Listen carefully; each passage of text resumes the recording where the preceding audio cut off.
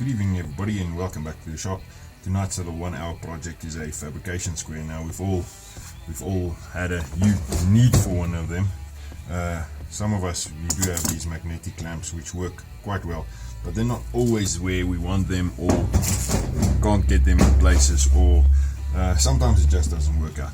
What I did was I already cut the steel. I'm not going to bore you with some angle grinding.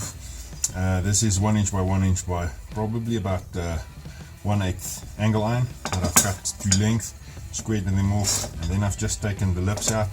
Then I've got about 1 inch by probably, it's almost 3/8, a little bit thicker. I think it's 4.5 millimeters flat stock that I've just cut in, that I've just mitered on the edges.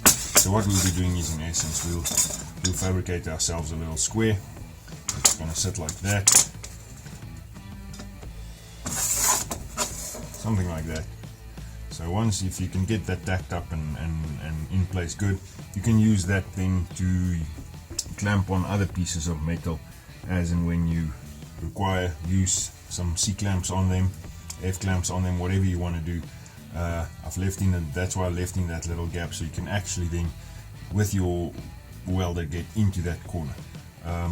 I don't think this is going to be a very much talking video. What I'm going to do is I'm going to clamp it down on this plate so we can get it in place, get it fitted up and tack it, and see if we can get it square.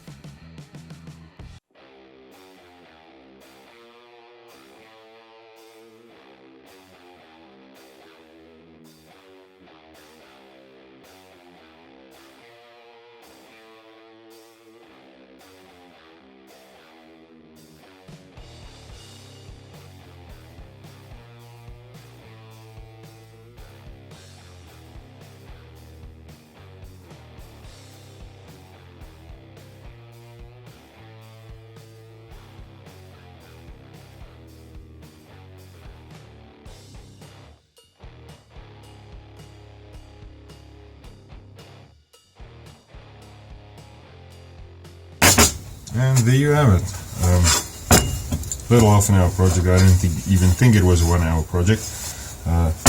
Little fabrication square. You can either use it to clamp on pieces of metal that you want in a square on that side, or you can use it, clamp it down to your fabrication table, create a vertical surface that you can then prop up against. The ideas are endless. You can make it any size you want. This was just a piece of off-cut angle and some off-cut flat stock that I had. And then in essence they replaced the use for these welding magnets. But I can tell you it doesn't always work like you'd like them to work. For instance, if you get close to a corner, you start sticking a welding rod to it, and that becomes quite irritating. So there's always work for this. You'll be surprised at how often you'll be using it. No need to bother on a coat of paint. You can if you want to, but it's not necessary. I tend to leave them as is, because if you then clamp to your fabrication table, or surface in this case, you get the grounding right through down to the base metal. Thanks for watching. I hope you enjoyed. I'll see what I can cook up for you.